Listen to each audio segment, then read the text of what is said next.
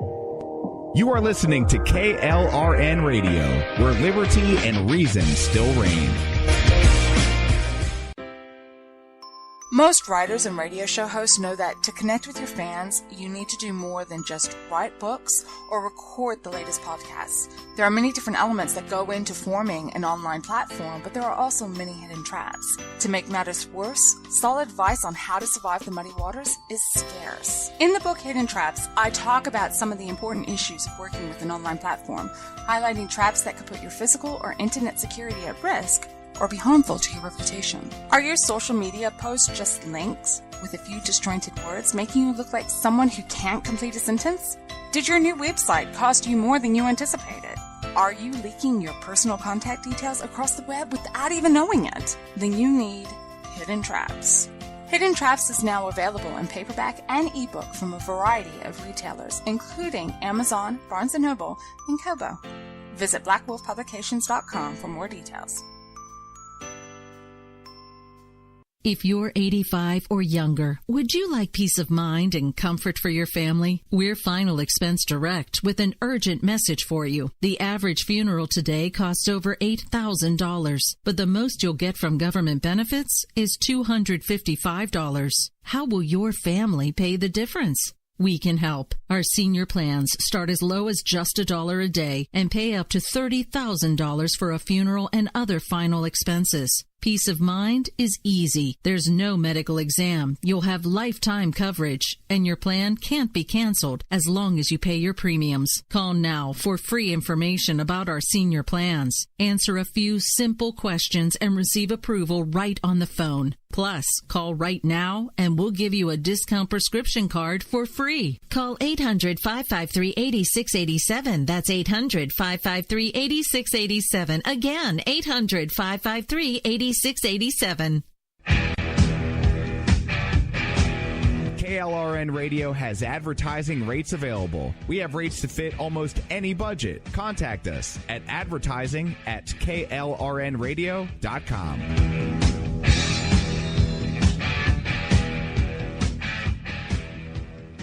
Everyone loves liberty. Our rights come from God, not the government. So why are you letting other people tell you what's best for your health care? Exercise your freedom with Liberty Health Share. Liberty Health Share is a community of people who voluntarily share one another's medical costs. Liberty Health Share is founded on the idea that most people truly want to help one another. Healthcare sharing allows members to do just that as a true community that supports one another in times of need. Liberty believes people should make decisions for themselves and their families. Members are able to take back the freedom to make their own decisions about their health care. Freedom from guilt or doubt about how your money is used. You have the freedom to direct your health care, not to be dictated to by bureaucrats. Stop letting others tell you what to do and join a community of like-minded people. Exercise your freedom. Join Liberty Health Share and take back the control of your health care while helping those around you. Call Liberty at 855-58-LIBERTY. Again, that's 855-58-LIBERTY for more information, or you can check them out at libertyhealthshare.org. Again, that's libertyhealthshare.org.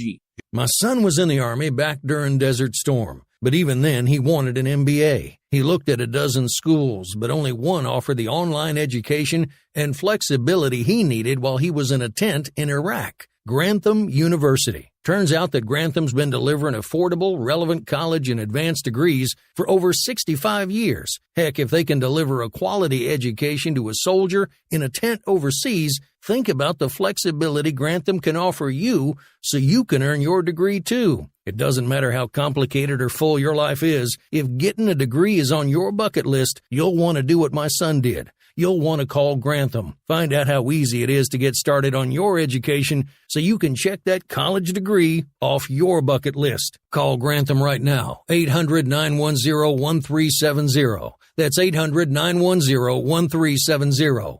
Flexible, affordable, relevant. Call 800-910-1370. At St. Jude, a family never sees a bill at all. It's like the world has been lifted off of your shoulders. St. Jude Children's Research Hospital. Finding cures, saving children. Learn more at stjude.org. Sometimes riders feel lost, unsure why a passage may not be working. It takes another set of eyes to help us nurture our writing into full maturity. At Black Wolf Editorial Services, we strive to enable writers to develop and grow, offering manuscript critiques and line edits through a mentoring editorial style. We also offer assistance on generating a writer's bio for your websites. Black Wolf Editorial Services, nurturing your writing into maturity. For a full list of services, visit blackwolfeditorial.com. You're listening to the Spark Radio Network, internet radio like you've never heard before. Innovation, creativity, and imagination are all said to begin with a spark. So fasten your seatbelt and take the ride of your life and listen for the spark.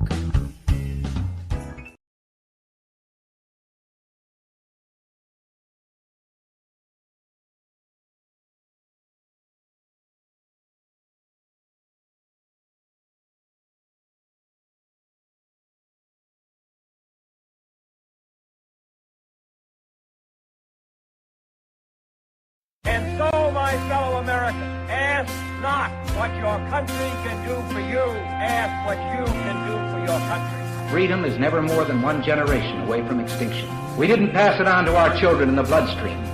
The only way they can inherit the freedom we have known is if we fight for it, protect it, defend it, and then hand it to them with the well-taught lessons of how they in their lifetime must do the same.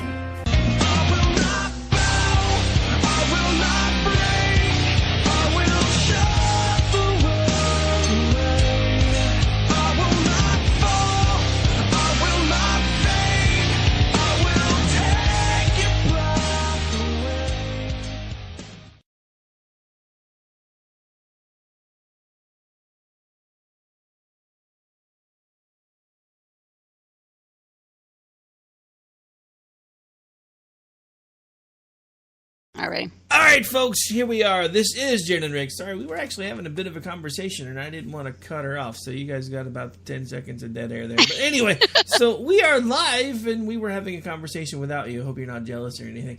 But I am joined by my usual co-host, Miss Jen Homestead, and good evening, ma'am. How are you? I'm good. It was a super secretive conversation, so everybody should be very jealous. Yeah, super secret squirrel time. You guys can't know what we were talking about, ever. We could tell you, but then we might actually have to kill you.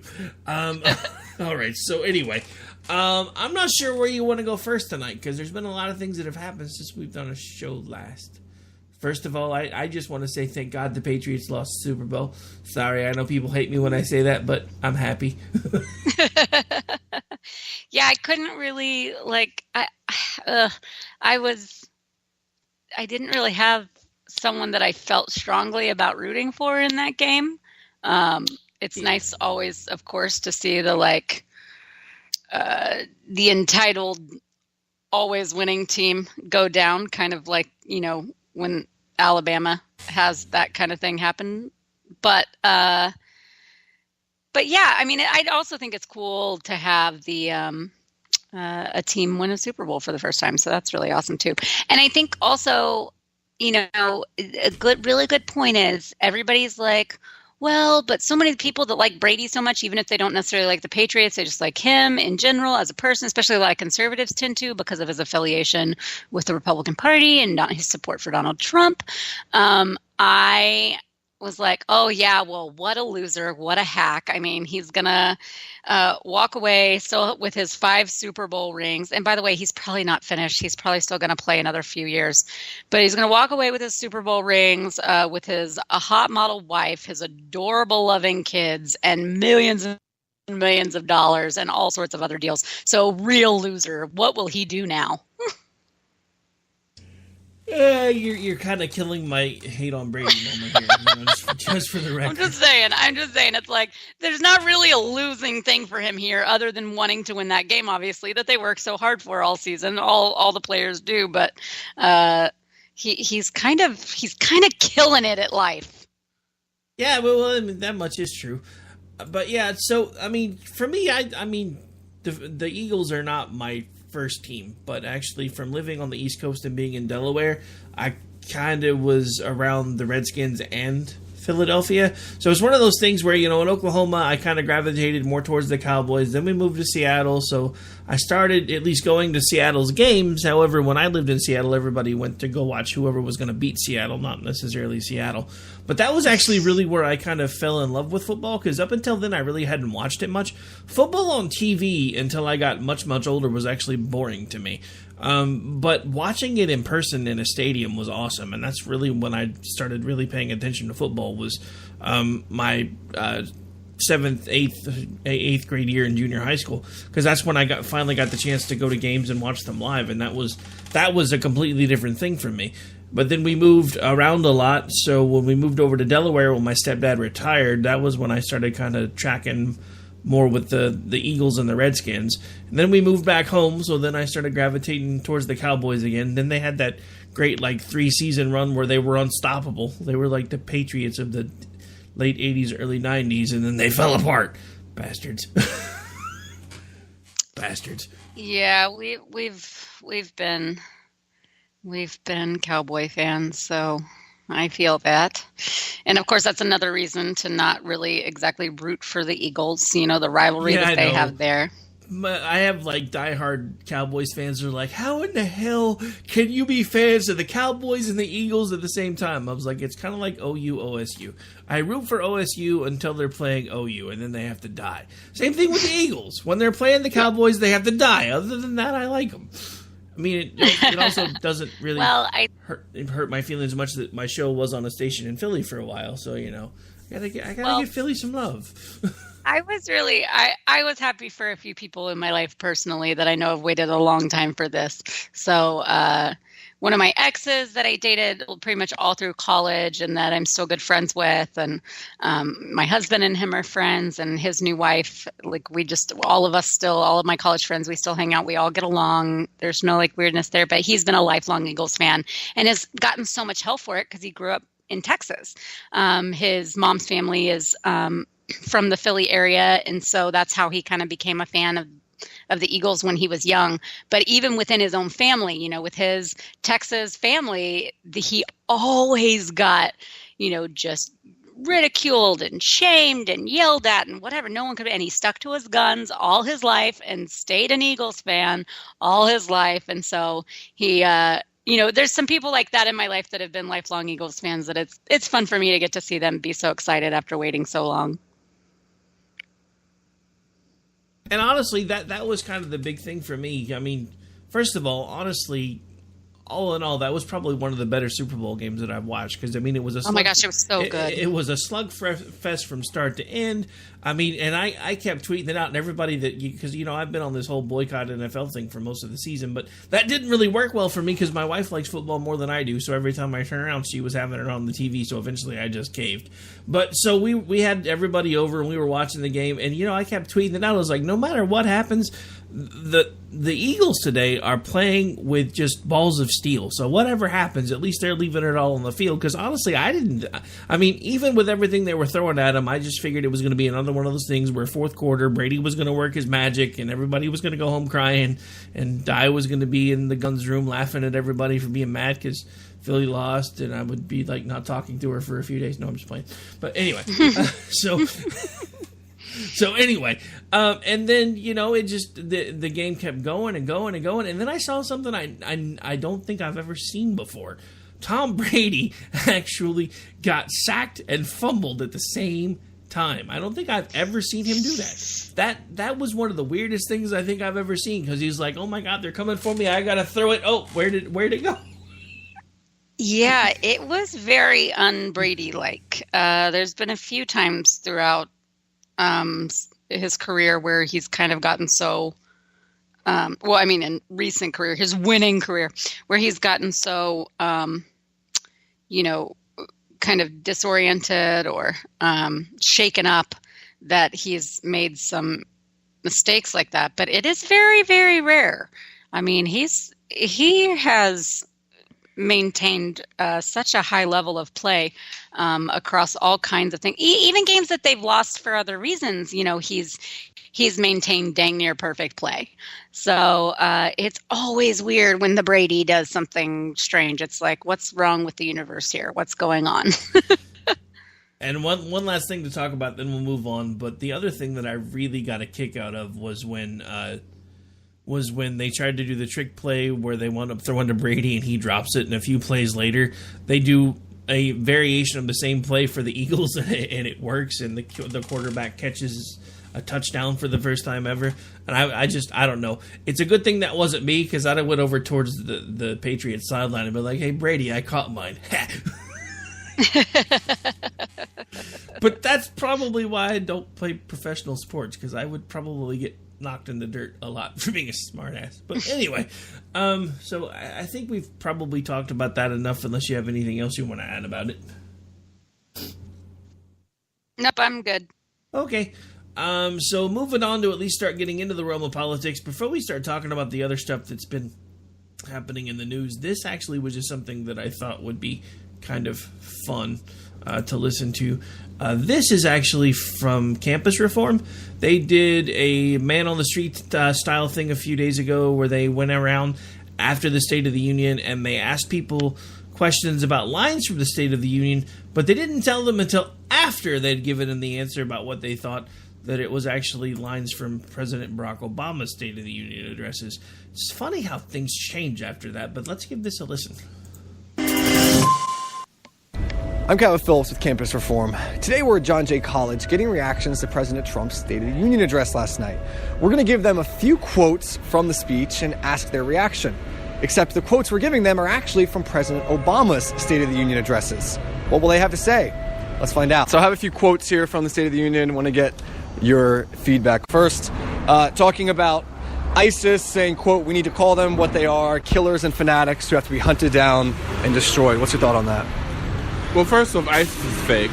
It's something the government made up so they can continue doing what they want to do, which is world domination. Donald Trump should, mind his own business and, just focus on America because he's the president of the United States, not of the whole world. I feel like that's a very strong statement. And when you say something like that, it kind of makes you, a target. Or if you're a threat to this country, we're going to get you for that. It's just ridiculous. Next up, talking about the general world stage, saying, quote, when you come after Americans, we come after you. It may take time, but we have long memories and our reach has no limit.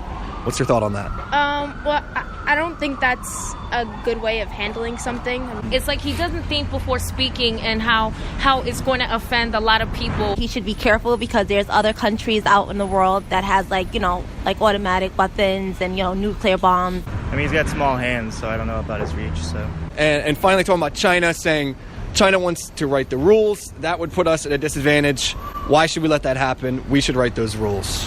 I wouldn't mess with China. He's over the top in general, so it's par for the course. It's like everything is out the window. China. I guess the way that he approaches things is very aggressive, and that's not the best way to approach situations. What if I told you that all three of these quotes were actually from President Obama's State of the Unions? All right. Full of shit, aren't you? What's your thought? Are you surprised? Kind of, yeah. It's actually crazy to hear that. I think there's a bias against President Trump when it comes to hearing a speech like the State of the Union. Yeah, I do think there's a bias. I guess bias is really bad in general. Just because you don't agree with it doesn't mean it's not right. I am definitely not a huge fan of him. However, I think, being closed-minded is probably more dangerous than anything he could do. Some people are quick to judge on Donald Trump just because a few things he said, but I think if they paid attention to his whole presidency, maybe they'll have a better outlook on him and a better perspective in general. Because unfortunately a lot of times what you hear is tainted by bias and you really can't go off that. So do your own research, educate yourself, it's your duty. It's the future of the country.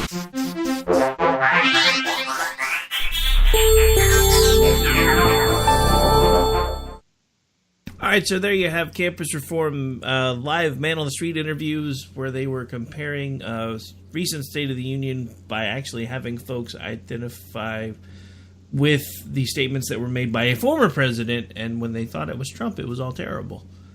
Then they realized it was Obama. Funny how that happens.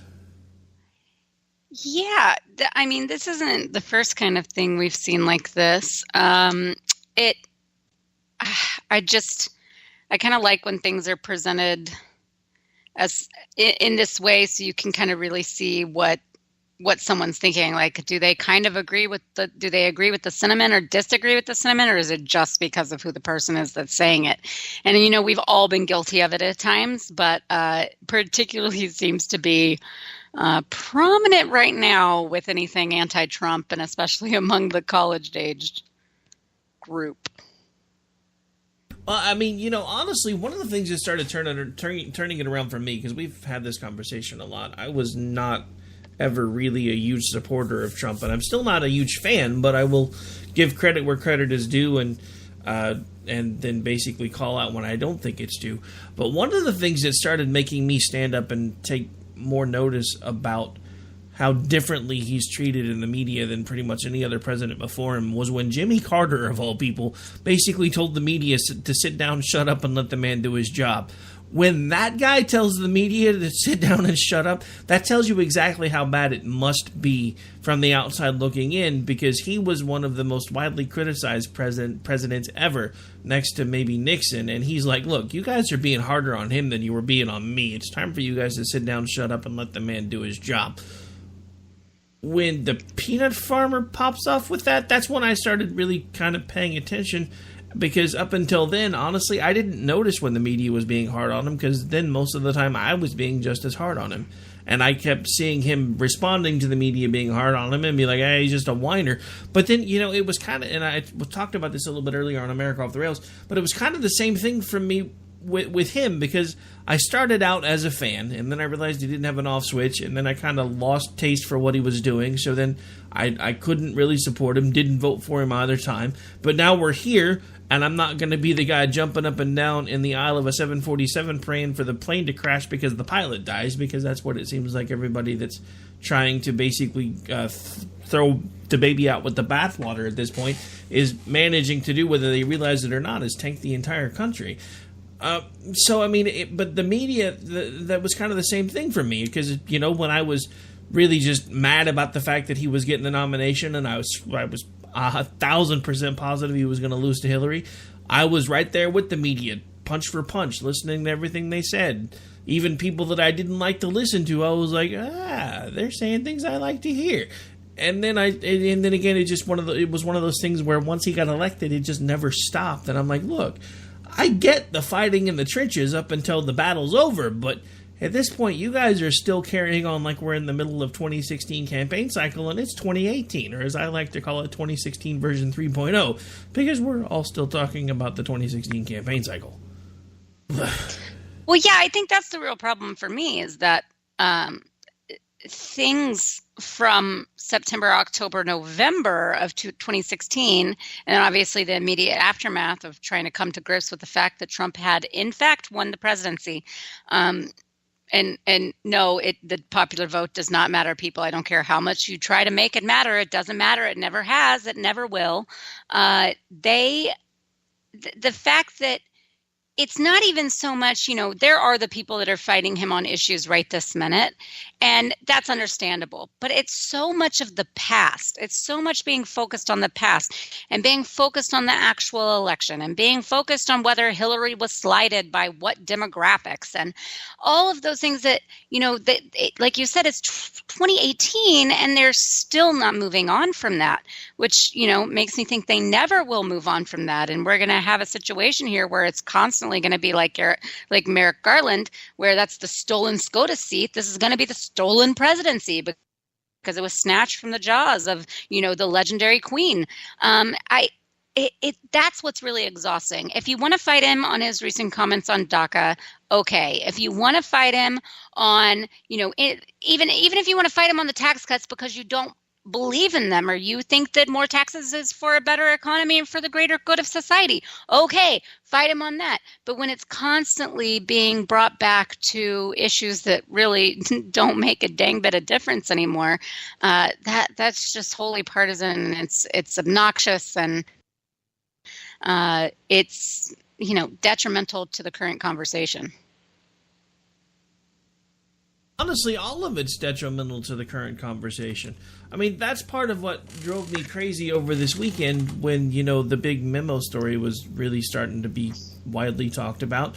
I mean, I was in the middle of, Twitter just trying to say, look, can we not worry about the whole chicken and the egg thing when it comes to Carter Page and Papadopoulos as far as who triggered the investigation and when the investigation started? Let's put Russia out of this for a second, because even everybody that's kind of involved in this says it really doesn't impact the Russia investigation directly, but it talks about a whole other set of issues. So let's stop worrying about what started the FBI looking into the Trump administration. We can save that conversation for another day. Let's look at what's going on with these FISA memos and these through the FISA memos, that we can see the process with the FISA warrants and the FISA courts, and the fact that, for everybody and everything that I've read about how hard it's supposed to be for these warrants to be obtained, they have a 99.5% approval rating for these warrants. They get almost every single one that they ask for. But if you read everything about these warrants, it's supposed to be this big, long, drawn-out process. They're supposed to be probable cause before a warrant can be issued. And no matter what anybody tells you on Twitter, reasonable suspicion and probable cause are not the same thing. Take it from somebody who's doing this stuff for a living. No, it's supposed to be a higher burden. There's supposed to be a higher burden. So to explain it to folks that may not realize the difference, reasonable suspicion means that as somebody that's, like, say in my former line of work, I come up on you during a traffic stop. I notice while I'm talking to you about the stoplight that you ran or the stop sign that you floated that you have a bag of weed in your console. That gives me reasonable suspicion to continue to talk to you, which then opens up probable cause for me to search the car, because since it was in plain view, I had reasonable suspicion to stop you because you floated a stop sign.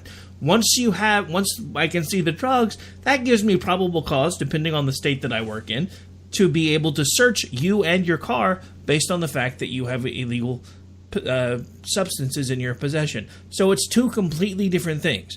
Reasonable suspicion gives you the grounds to stop someone, not the grounds to do much of anything else. It gives you basically a toe in the door, is all reasonable suspicion does. A FISA warrant is not granted on reasonable suspicion. It's granted on probable cause. If you look at the foundation for the FISA warrants, they didn't have it until the Steele dossier. They tried to get warrants before for Carter Page, and they couldn't do it without the Steele dossier. But if we look at the Steele dossier, that whole thing was predicated on a Yahoo News story, for God's sake. That would be like somebody saying they used my podcast to get a search warrant for something. As the legal burden of proof as an investigative journalist, me? I don't ever even claim to be a journalist, and Yahoo News shouldn't either. But that's just me.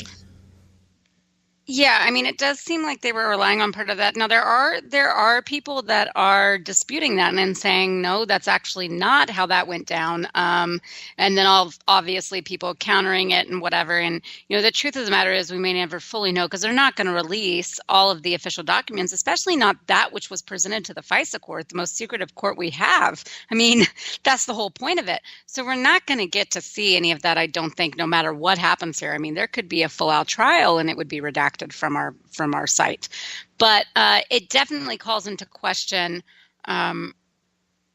this process and how rigorous it is, and what kind of burden of proof there is, or necessary cause that there is, in order to grant some of these things, especially when talking about spying on somebody.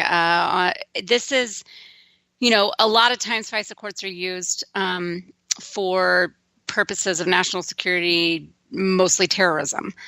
So this kind of thing, and when they show that this started before the election and questions on the campaign, as far as Carter Page is concerned, that this may have been going on long before this, and they had actually procured several warrants, but they were afraid they weren't going to be able to renew it as being the problem. Well, that leaves me with a lot of questions too, because what did they think he was doing that gave them that made them think that they should spy? I mean, this is not something that is typically used against American citizens. So as far as my understanding goes, and to be fair, I don't really know all of this stuff. I'm not an intelligence community expert by any means, but I've read a lot of it, and I've tried to read a lot of it from various different sides, and from the intel side, and from lawyers' sides, and from the right, and from the left, and from several of the investigative journalists, and all of that. So I'm just trying to piece it together. And there's so much missing, though, and there's so many partisans involved that I'm not sure we'll ever really know. Well, honestly, I kind of have a theory as to how we might get a little bit more of this information, because if you'll notice, something that was a stark contrast, when everybody started talking about releasing the Republican memo, every single Democrat that could vote against it voted against it. So when that got released and the Democrats started circling the wagon and mainstream media started joining them, now all of a sudden they're talking about floating a memo of their own. So they wanted approval to be able to release that memo. Every single Republican voted to release that memo. I wonder why that is, first off. But here's what I think might happen. So we have the Republican memo that basically dictates one side of the story. We have a Democrat memo that's supposed to be some sort of a counterbalance, counterpoint by point situation to explain away the Republican memo. But what I think might happen, and again, this is just me spitballing, so I could be 1,000% wrong. It's not like I've never been wrong before. But what I think might happen is the Republican memo gets released, the Democrat memo gets released, everybody sees the stories don't match, and then all of a sudden Donald Trump says, okay, so what we're going to do is release what we can release of the foundational documents so that everybody can see where these memos have come from, and you guys can make your own decisions. Maybe so. I'm not sure how much of that relies on his doing so versus, other protocol. All of it. There are so many different levels involved here, and here, my real issue with all of it is that on the one hand, we've got Democrats telling us constantly that law enforcement is not to be trusted, that they are inherently corrupt, that, question and they're authoritarian and they're unaccountable and all of these things. And then on the other hand, it comes to the FBI and this investigation into their opposition, their political enemy, and suddenly it's trust, believe, they've got all the credibility in the world, they have all the knowledge in the world, they're so much more experienced than you, they're so much better than you, they're so much more trustworthy than you, and you need to not question them, and how dare you, impugn them at all, and don't you dare say anything or mention the word corruption or bias or anything of the sort, because it's just not possible, because they are beyond reproach. How do you reconcile the two positions? Like that, the only way you do that is because this time it's working for you. And so that's why you want to say that. If the tables were turned, remember how mad they were when Hillary's email stuff came? They were investigating Hillary Clinton. Well, at that point, they were not to be trusted at all. They were partisan hacks that were, getting too far into politics, and they were being led by a charge that was trying to dismantle her run for the presidency, and it was such a joke and all of this stuff. And then now suddenly, like I said, they're beyond reproach because this was something that was giving them what they wanted, or it was hurting one of their political enemies. So that all of it is it's just so laughable to me to hear them talking out both sides of their what.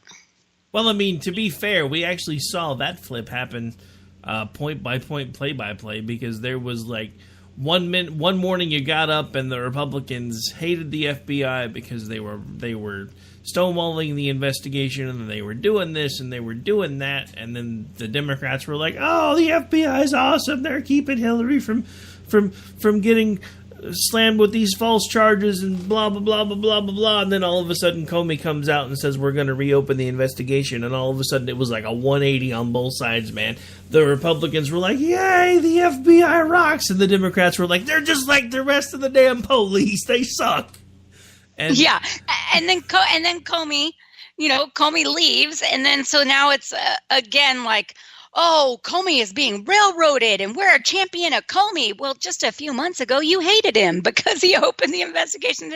So, there's just no consistency there. And it's just hard to take any of them seriously when it comes to their views of this. And I think that, we should always be skeptical, especially for an organization, a law enforcement organization like the FBI that is allowed to be so secretive, and it is a domestic force.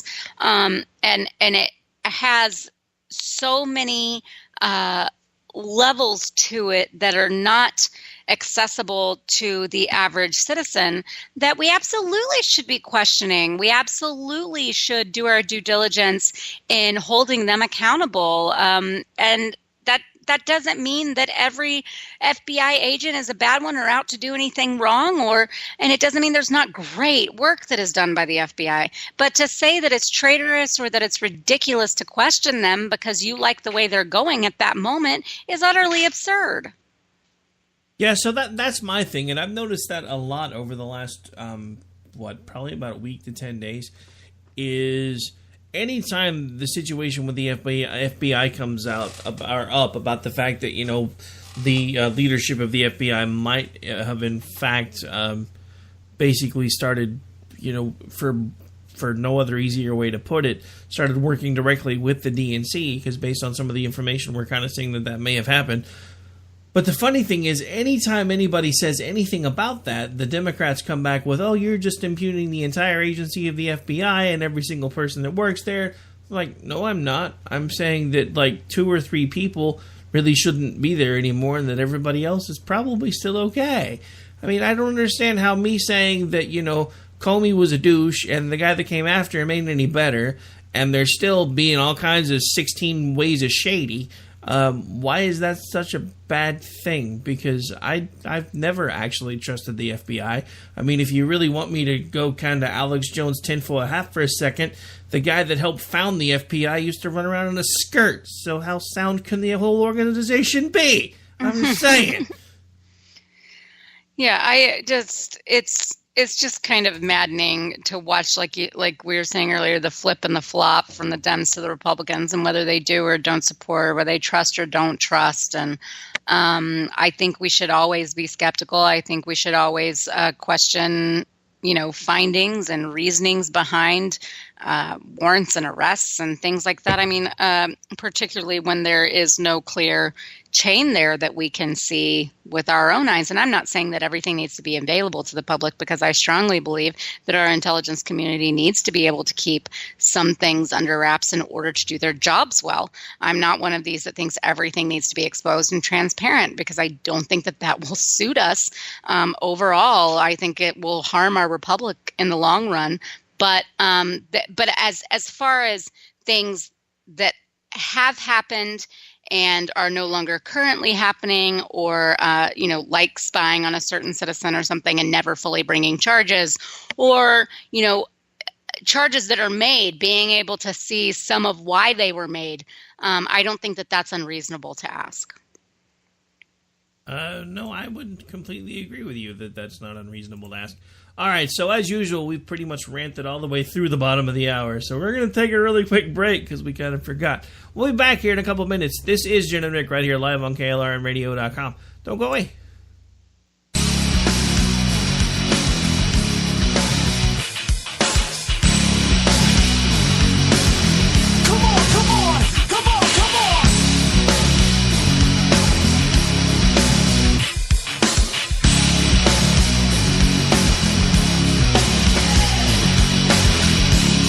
Son was in the Army back during Desert Storm, but even then he wanted an MBA. He looked at a dozen schools, but only one offered the online education and flexibility he needed while he was in a tent in Iraq. Grantham University. Turns out that Grantham's been delivering affordable, relevant college and advanced degrees for over 65 years. Heck, if they can deliver a quality education to a soldier in a tent overseas, think about the flexibility Grantham can offer you so you can earn your degree too. It doesn't matter how complicated or full your life is. If getting a degree is on your bucket list, you'll want to do what my son did.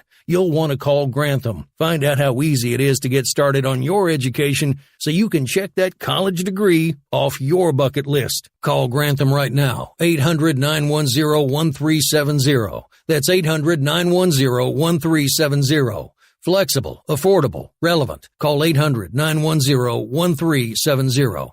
Tired of paying outrageous prices for Viagra? Well, we have great news for you. Now you can finally get Viagra at huge discounts. Healthy Man allows you to save up to $500 on Viagra. Why pay U.S. pharmacy prices of $15 per pill or more when you can get Viagra for less than $3 a pill? Call today and get 40 Viagra pills for only $99. This can cost as much as $600 at your local pharmacy. You can't afford not to call us. If you want Viagra at the lowest prices, never pay $15 a pill pharmacy prices again. Get Viagra for less than $3 a pill. Call 1-800-516-7602 today and save up to $500 and get 40 pills for just $99. Healthy Man is fast, easy, and affordable. Operators are waiting at 1-800-516-7602 to take your call right now. Call 1-800-516-7602. That's 1-800-516-7602. Again, 1-800-516-7602. Attention business owners and independent contractors. This is a money-saving message from Tax Mediation Services. If your business owes $20,000 or more in taxes, we can help you today, right now. Listen, dealing with the IRS is no picnic. It's an intimidating and extremely stressful process, and you don't want to go it alone. Our attorneys know every law, every tax break, and every possible opportunity to help you resolve and reduce your tax debt. And if you owe more than $20,000, you may be at the top of their hit list. So don't take your tax debt lightly, because it will not go away on its own. The IRS can seize your bank accounts, your home, and even shut down your business. Call our tax experts today at 1-800-783-0810 and let us deal with the IRS while you focus on your business. That's 1-800-783-0810. Again, that's 800-783-0810. All right.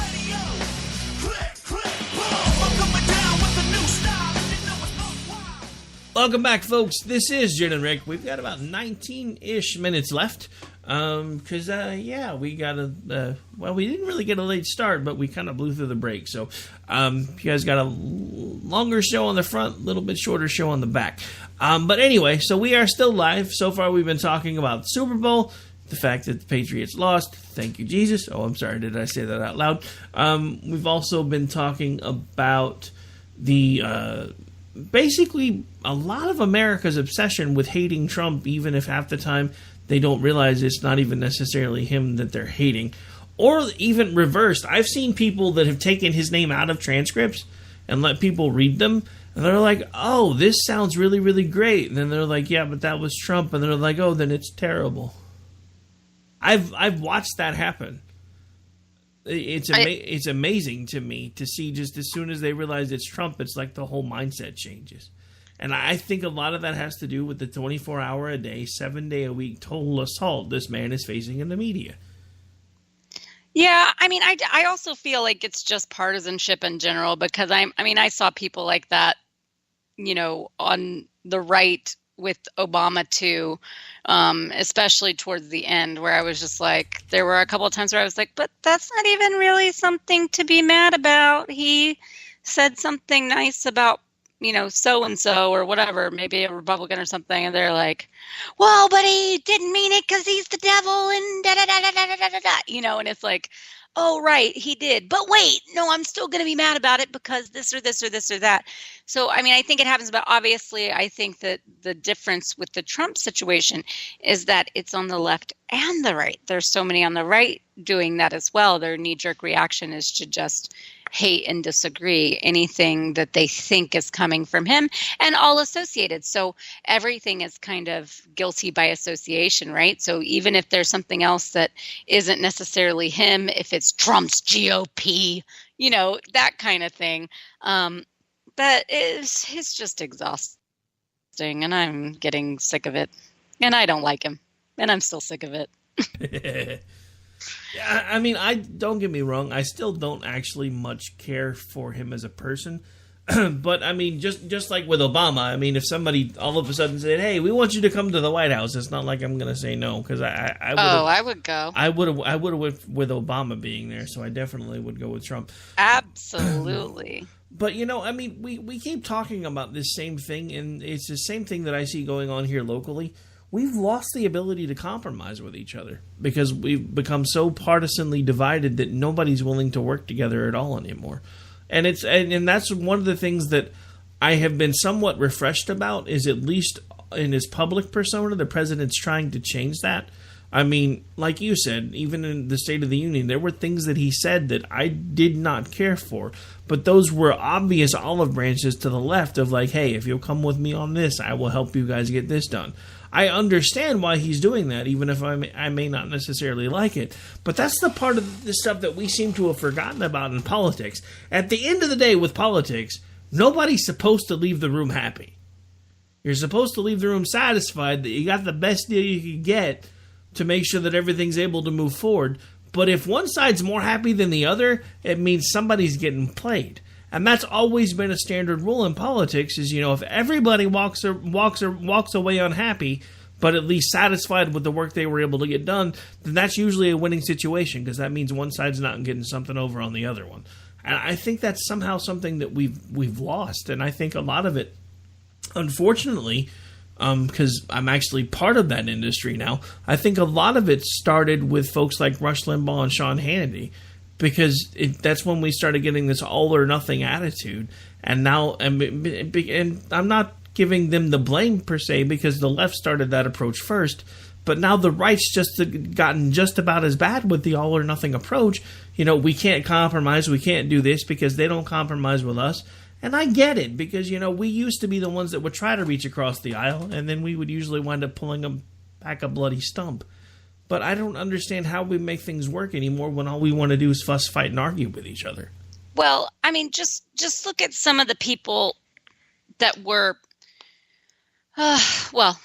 yes, the compromise thing is totally true. And I think that it did start somewhat with the left, and it was completely emboldened during the Obama years, where he said, he basically he led the party, he led the Democrats in a way which was, no, I'm not going to compromise with you. You come to me, come to my table and do as I demand, and then we'll talk.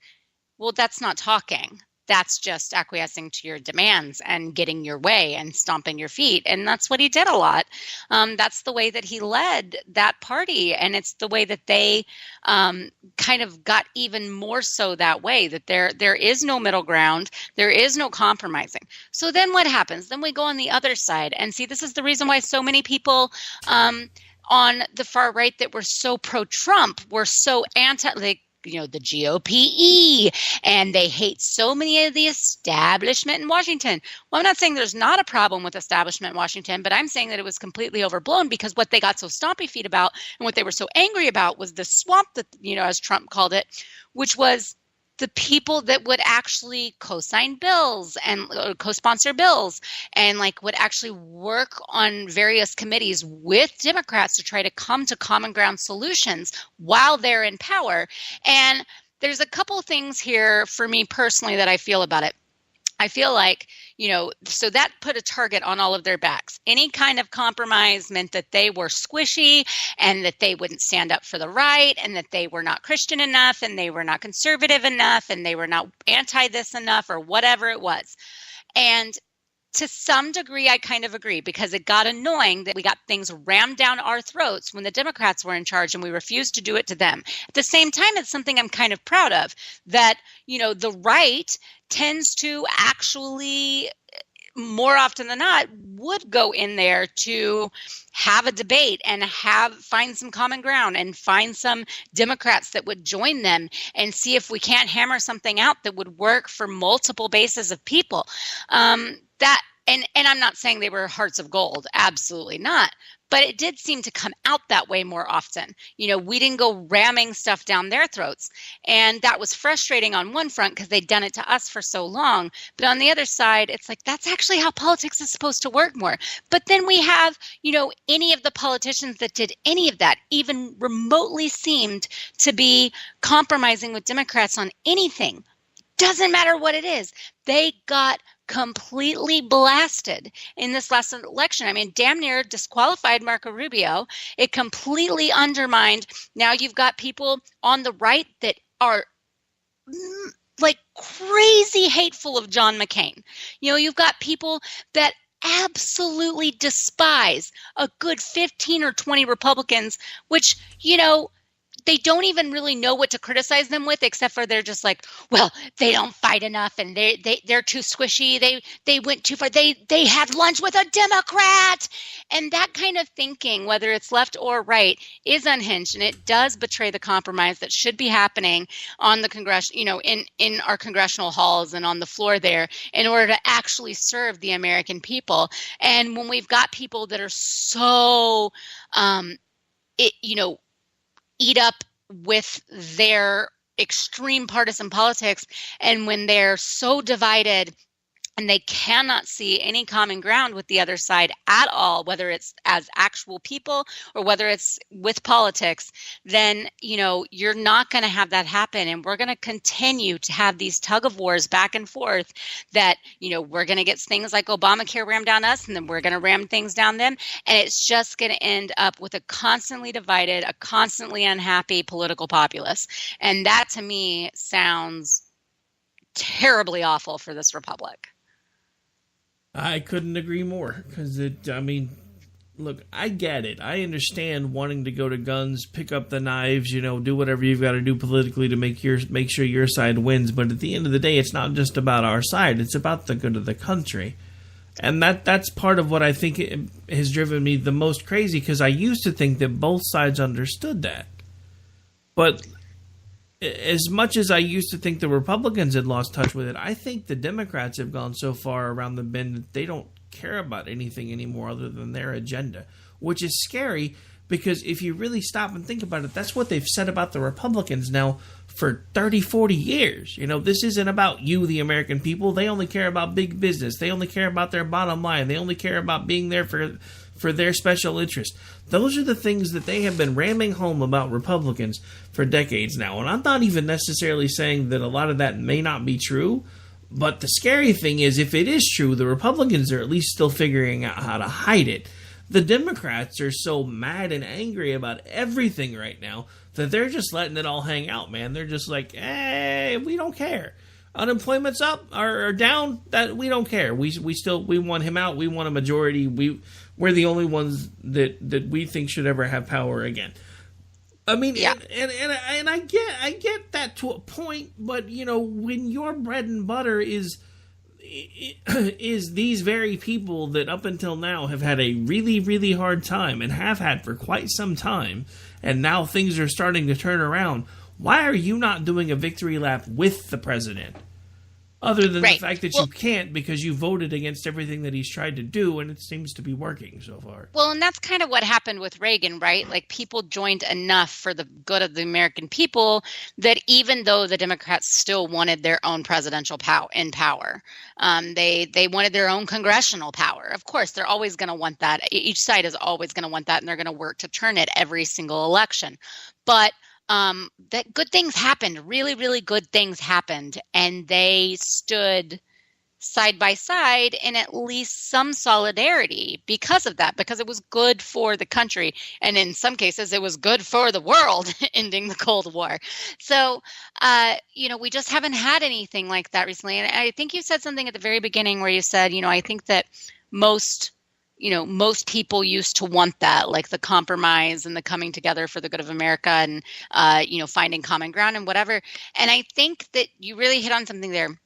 A difference that I'm seeing now is that I think that the politicians, were obviously extremely divisive and had all this rhetoric and would go crazy overboard one way or the other, super strong-armed about things. Sometimes, you always had those politicians that came out for the Democrats or came out for the Republicans and said, we will not this, that, and we will do this, that, and we will not work with so-and-so, and that is unacceptable.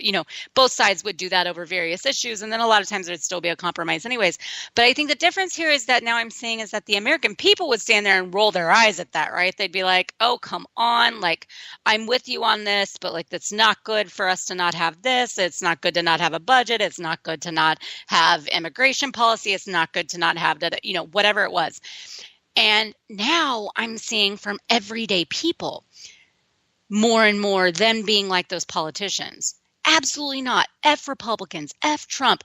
Don't give them a damn thing. Don't care what it is. So what if they put every single black child into the best school possible? I don't care. They still suck. They're only doing it because of this. And then you've got people on the right that are like, no, you can't do that because I don't care. No, not a single, illegal alien can ever become a citizen. We have to round up the military and deport every single one of them. And we're not going to compromise at all. We're not going to let this country turn into little Mexico and da-da.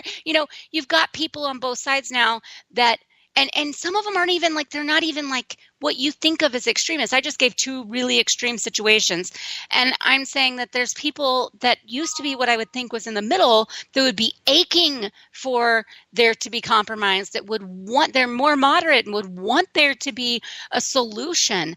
And that seems to be disappearing. And they're getting just as partisan on every front as the politicians were in the past, and just as extreme, even though there's people you wouldn't think would be extreme, but they are, and they're unapologetic in it, and they're relentless in wanting what they want and how they want it, and they don't want their politicians to back down.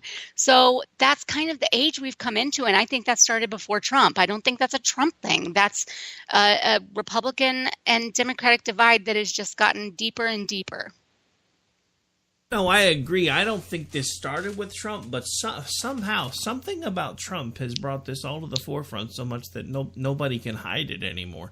I mean, that's like the one. Or they don't care to, maybe because he didn't care to. I don't know. And maybe that's it. I mean, maybe it's because he's the first politician or non-politician that we've had that just basically got up there without a filter, and it's made everybody else feel comfortable about letting go of their filters. I mean. And, I don't necessarily fault anybody for that. The one thing that I will say is I like the fact that a lot of the masks have slipped away, because now it's really easy to tell who are the crazy people on all sides.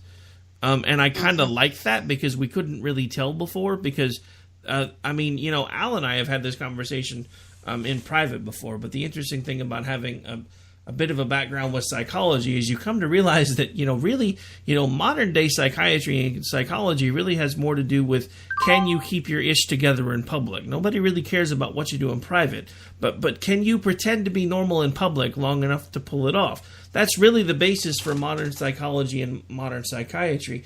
But the funny thing is, and that basically involves people putting up masks and fronts. And, in public they act one way, and behind closed doors, a lot of times people will often act other ways. But now we're seeing a lot of the public persona masks just coming completely off. And these people are just letting fly who they really are on the inside. And I think that's why a lot of people are starting to get freaked out on all sides, because they're seeing how many people on every side of an argument are really letting hate drive the tone of their conversation.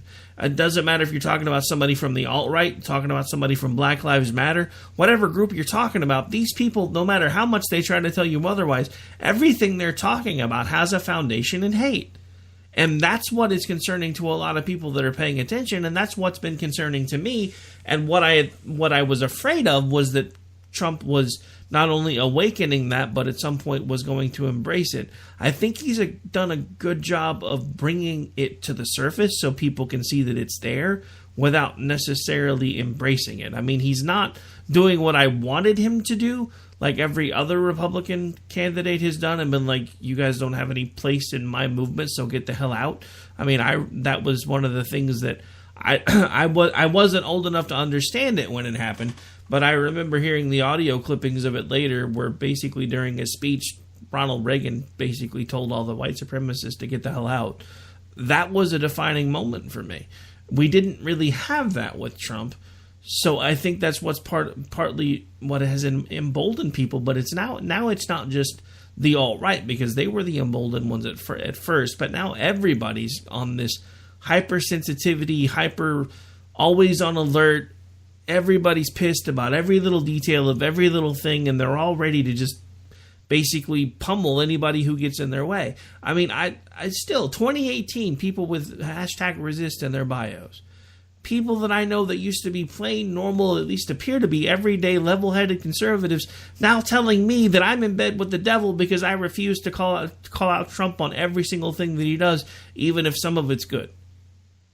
People that used to tell me they were conservative now telling me they're going to vote Democrat until every single how do they call them now? Maggots, MAGATS, is destroyed. Because Democrats are better than Trump supporters. But these people are telling me that I've sold my soul because I'm willing to give the president a benefit of the doubt. You're willing to vote for people that want 20-week abortions. You're willing to vote for people that do all of these things that you oppose, all because of one person, but I'm the one that's lost my way? Are you kidding me?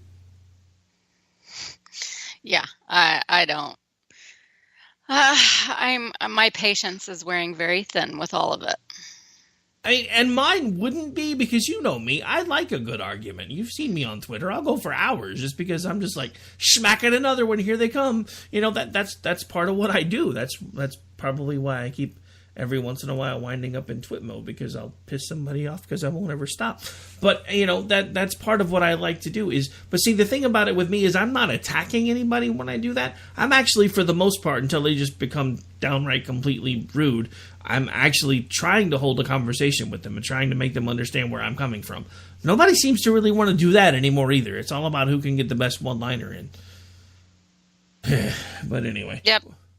I totally agree. But we are actually just about officially out of time, so why don't you remind folks where it is that they can hang out with you when you're not on the radio with me? Yeah, come find me on Twitter at jhomestead.